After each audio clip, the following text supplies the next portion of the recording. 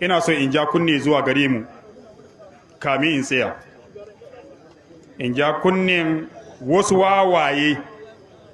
wawaye daga cikin Najeriya da wasu wawaye a cikin Niger da wasu makiyan Allah Yahudawa da wasu makiyan Allah baƙaƙen fata wa'inda ke son su raba wannan alaka kyakkyawa da ke tsakanin musulman Najeriya da musulman Niger.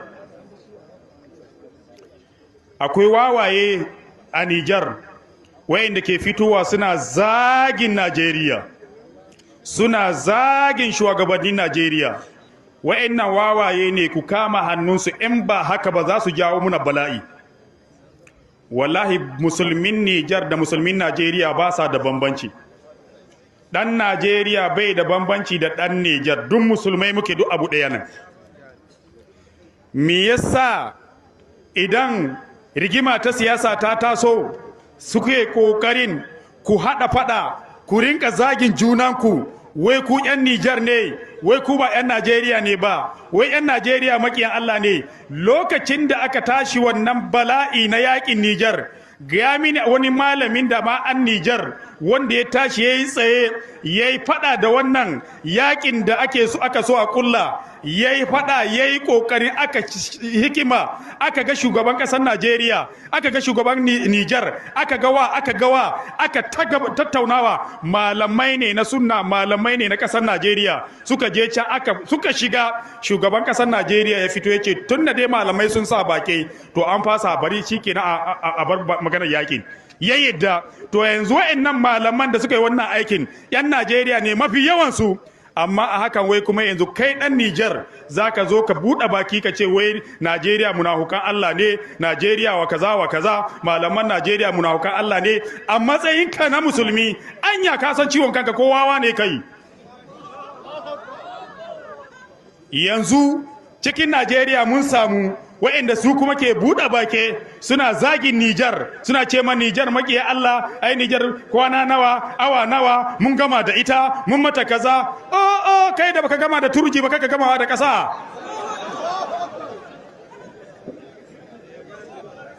Anya wawayen Niger ku kama hannunsu, wawayen Najeriya ku kama hannunsu. Wallahi musulmi dan uwan musulmi na. Ba ma bukatar cuta ta samu Niger, ba ma bukatar cuta ta samu Najeriya, amma wallahi ba ma kuma yadda da ana zagin wani daga cikinmu, kuma ba ma yadda ana cin zarafin shugabanninmu. Mun ga bidiyo na yan Niger inda suka fito suna zagin Najeriya, har suna cewa Allah la'anci Tinubu. Anya idan Allah la'anci Tinubu, Tinubu musulmi ne. Kes ɗin gwamnatin Najeriya da gwamnatin Niger. Wato, ni shawara zan bawa gwamnatin Najeriya. Gwamnatin Najeriya ya kamata ta ɗau darasi daga wannan abin da ya faru. Su gane cewa wani laifi suka yi wa 'yan ƙasa, wani laifi suka yi wa 'yan ƙasansu, ta yanda 'yan ƙasar Najeriya suka fi gamsuwa da gwamnatin da take ba tasu ba fiye da tasu. Kuma wani laƙani gwamnatin Niger take da shi, ta yanda su mutanenta suke tare da ita 100% suke nuna mata solidarity. Ma'ana dai tun lokacin da suka juyawa France baya, ya zama na 'yan ƙasan suka fito suka ba da ransu akan wannan ƙudiri na gwamnatin Niger cewa sai 'yan France sun fita sun bar musu ƙasa.